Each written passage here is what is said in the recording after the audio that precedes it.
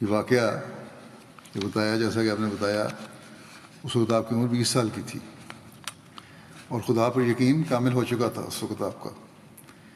لیکن یہ یقین کامل کس عمر میں ہوا، اس بارے میں خود حضرت مسلم موعود بیان فرماتے ہیں، جسے یہ بھی پتہ چلتا ہے کہ اللہ تعالیٰ خود بچپن سے آپ کو مسلم موعود بننے کا مصداق بنا رہا تھا. چنانچہ فرماتے ہیں کہ 1900 سال جو تھا، سال 1900 میرے قلب کو اسلامی احکام کی طرف توجہ دلانے کا موجب ہوا ہے. اس وقت میں 11 سال کا تھا. حضرت مسیح موعود علیہ السلام کے لیے کوئی شخص چھینٹ کی قسم کا کپڑے کا ایک جبہ لایا. میں نے آپ سے وہ جبہ لے لیا، کسی اور خیال سے نہیں، بلکہ اس لیے کہ اس کا رنگ اور اس کا نقش مجھے پسند تھے. میں اسے پہن نہیں سکتا تھا کیونکہ اس کے دامن میرے پاؤں کو نیچے لٹکتے رہتے تھے. جب میں 11 سال کا ہوا اور 19 سال نے دنیا میں قدم رکھا، 1900 سال یعنی 1900 عیسوی نے دنیا میں قدم رکھا، تو میرے دل میں یہ خیال پیدا ہوا کہ میں خدا تعالیٰ پر کیوں ایمان لاتا ہوں، اس کے وجود کا کیا ثبوت ہے. میں دیر تک رات کے وقت اس مسئلے پر سوچتا رہا. آخر 10-11 بجے میرے دل نے فیصلہ کیا کہ ہاں ایک خدا ہے. وہ گھڑی میرے لیے کیسی خوشی کی گھڑی تھی، کتنا خوشی کا وقت تھا. جس طرح ایک بچے کو اس کی ماں مل جائے اسے خوشی ہوتی ہے، اسی طرح مجھے خوشی تھی کہ میرا پیدا کرنے والا مجھے مل گیا. 11 سال کی عمر میں یہ سوچ تھی. سمائی ایمان علمی ایمان سے تبدیل ہو گیا، یعنی سنا ہوا جو ایمان تھا وہ علمی ایمان سے تبدیل ہو گیا. بہرحال کہتے ہیں میں اپنے جامع میں کھلا نہیں سماتا تھا. میں نے اس وقت اللہ تعالیٰ سے دعا کی اور ایک عرصہ تک کرتا رہا کہ خدایا مجھے تیری ذات کے متعلق کبھی شک پیدا نہ ہو. اس وقت میں 11 سال کا تھا، آج میں 35 سال کا ہوں، مگر آج بھی میں اس دعا کو قدر کی نگاہ سے دیکھتا ہوں. میں آج بھی یہی کہتا ہوں، خدایا تیری ذات کے متعلق مجھے کوئی شک پیدا نہ ہو.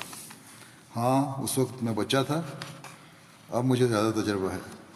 اب میں اس قدر زیادتی کرتا ہوں کہ خدایا مجھے تیری ذات کے متعلق حق الیقین پیدا ہو.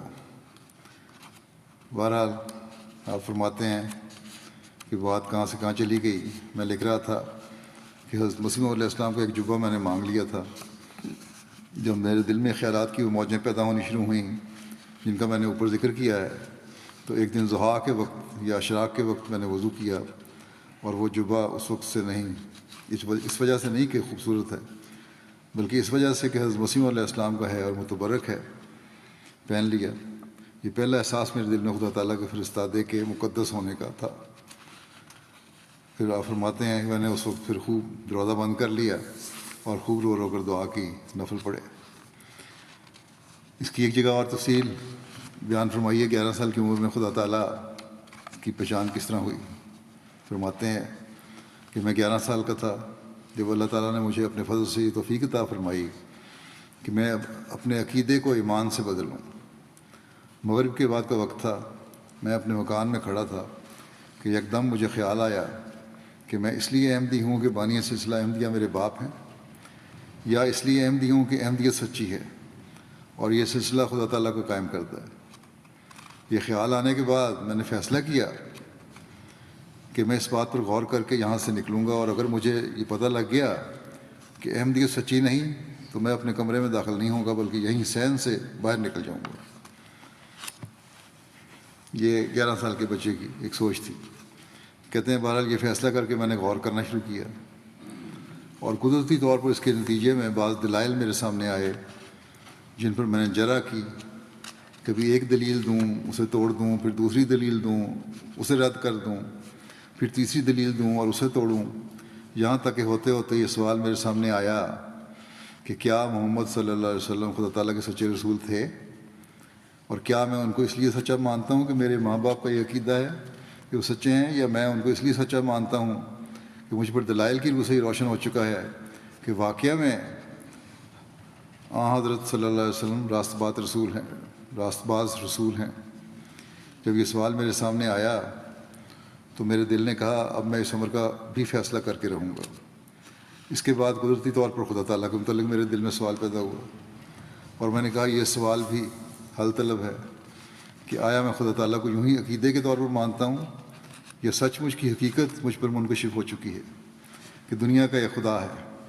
تب اللہ تعالیٰ کے سوال پر بھی میں نے غور کرنا شروع کیا، اور میرے دل نے کہا کہ اگر خدا ہے تو محمد صلی اللہ علیہ وسلم سچے رسول ہیں، اور اگر محمد صلی اللہ علیہ وسلم سچے رسول ہیں تو حضرت مسیح علیہ السلام بھی سچے ہیں، اور اگر حضرت مسیح علیہ السلام سچے ہیں تو پھر احمدیت بھی یقیناً سچی ہے، اور اگر دنیا کا کوئی خدا نہیں پھر ان میں سے کوئی بھی سچا نہیں۔ بہرحال کہتے ہیں میں نے فیصلہ کر لیا کہ آج میں اس سوال کو حل کر کے رہوں گا، اور اگر میرے دل نے یہی فیصلہ کیا کہ خدا نہیں تو پھر میں اپنے گھر میں نہیں رہوں گا بلکہ فوراً باہر نکل جاؤں گا۔ کہتے ہیں کہ یہ فیصلہ کر کے میں نے سوچنا شروع کر دیا اور سوچتا چلا گیا۔ اپنی عمر کے لحاظ سے چھوٹی عمر تھی، میں اس سوال کا کوئی معقول جواب نہ دے سکا، مگر پھر بھی میں غور کرتا چلا گیا یہاں تک کہ میرا دماغ تھک گیا۔ اس وقت میں نے آسمان کی طرف نظر اٹھائی، اس دن بادل نہیں تھے۔ اب اللہ تعالیٰ آپ کو کس طرح سکھانا چاہتا تھا۔ کہتے ہیں آسمان جو نہایت مصفح تھا اور ستارے نہایت خوشنمائی کے ساتھ آسمان پر چمک رہے تھے، ایک تھکے ہوئے دماغ کے لیے اس سے زیادہ فرحت افزا اور کون سا نظارہ ہو سکتا ہے۔ تھکا ہوا تھا، میں آسمان دیکھتا رہا، انجوائے کر رہا تھا ستاروں کو، تو میں نے بھی ان ستاروں کو دیکھنا شروع کر دیا، یہاں تک کہ میں ان ستاروں میں کھو گیا۔ تھوڑی دیر کے بعد جب پھر میرے دماغ کو تر و تازگی حاصل ہوئی تو میں نے اپنے دل میں کہا کہ کیسے اچھے ستارے ہیں، مگر ان ستاروں کے بعد کیا ہوگا؟ میرے دماغ نے اس کا یہ جواب دیا کہ ان کے بعد اور ستارے ہوں گے۔ پھر میں نے کہا ان کے بعد کیا ہوگا؟ اس کا جواب بھی میرے دل نے یہی دیا کہ اس کے بعد اور ستارے ہوں گے۔ پھر میرے دل نے کہا اچھا تو پھر اس کے بعد کیا ہوگا؟ پھر میرے دماغ نے پھر یہی جواب دیا کہ ان کے بعد اور ستارے ہوں گے۔ میں نے کہا اچھا تو پھر اس کے بعد کیا ہوگا؟ اس کا بھی وہی جواب میرے دل اور دماغ نے دیا کہ کچھ اور ستارے ہوں گے۔ تب میرے دل نے کہا کہ یہ کیوں کر ہو سکتا ہے کہ ایک کے بعد دوسرے اور دوسرے کے بعد تیسرے اور تیسرے کے بعد چوتھے ستارے ہوں؟ کیا یہ سلسلہ کہیں ختم نہیں ہوگا؟ اگر ختم ہوگا تو اس کے بعد کیا ہوگا؟ یہی وہ سوال ہے جس کے متعلق اکثر لوگ حیران رہتے ہیں، اور وہ کہتے ہیں کہ ہم جو کہتے ہیں کہ خدا غیر محدود ہے، اس کے کیا معنی ہیں؟ اور ہم جو کہتے ہیں کہ خدا ابدی ہے، اس کے کیا معنی ہیں؟ آخر کوئی نہ کوئی حد ہونی چاہیے۔ یہی سوال میرے دل میں ستاروں کے متعلق پیدا ہوا، اور میں نے کہا کہ آخر یہ کہیں ختم بھی ہوتے ہیں یا نہیں؟ اگر ہوتے ہیں تو اس کے بعد کیا ہے؟ اور اگر ختم نہیں ہوتے تو یہ کیا سلسلہ ہے جس کی کوئی انتہا نہیں؟ جب میرا دماغ یہاں تک پہنچا تو میں نے کہا خدا کی ہستی کے متعلق محدود اور غیر محدود کا سوال بالکل لغو ہے۔ تم خدا تعالیٰ کو جانے دو، ان ستاروں کے متعلق کیا کہو گے؟ میری آنکھوں کے سامنے یہ پڑے ہیں۔ اگر ہم ان کو محدود کہتے ہیں تو محدود وہ ہوتا ہے جس کے بعد دوسری چیز شروع ہو جائے۔ بس سوال یہ ہے کہ اگر ایک یہ محدود ہیں تو ان کے بعد کیا ہے؟ پھر اگر وہ محدود ہے تو اس کے بعد کیا ہے؟ اور اگر کہیں کہو کہ یہ غیر محدود ہیں تو اگر ستاروں کی غیر محدودیت کا انسان قائل ہو سکتا ہے تو خدا تعالیٰ کی غیر محدودیت کا کیوں قائل نہیں ہو سکتا؟ تب میرے دل نے کہا کہ ہاں واقعہ میں خدا موجود ہے، کیونکہ اس نے قانون قدرت میں وہی اعتراض رکھ دیا ہے جو اس کی ذات پر پیدا ہوتا ہے، اور اس نے بتا دیا ہے کہ تم مجھے غیر مرئی چیز سمجھ کر اگر یہ اعتراض کرتے ہو تو پھر وہ چیزیں جو تمہیں نظر آ رہی ہیں ان کے متعلق تمہارا کیا جواب ہے؟ جبکہ وہی اعتراض جو تم مجھ پر کرتے ہو ان پر بھی عائد ہوتا ہے، اور تمہارے پاس کا کوئی جواب نہیں۔ تم خدا تعالیٰ کے متعلق تو بے تکلفی سے یہ کہہ دو گے کہ ہماری سمجھ میں یہ بات نہیں آتی کہ غیر محدود ہے۔ دوسری جگہ آپ نے فرمایا کہ اس طریقے سے جب خدا تعالیٰ کا وجود مجھ پر ثابت ہو گیا تو پھر حضرت صلی اللہ علیہ وسلم کی صداقت اور حضرت مسیح علیہ السلام کی صداقت بھی مجھ پہ واضح ہو گئی۔ بہرحال یہ بھی ایک ثبوت ہے اللہ تعالیٰ کا آپ کو علوم سے پر کرنے کا۔ ایک معمولی پڑھے ہوئے بچے کو دل میں اس طرح سوال پیدا کیے اور پھر خود رہنمائی بھی فرمائی۔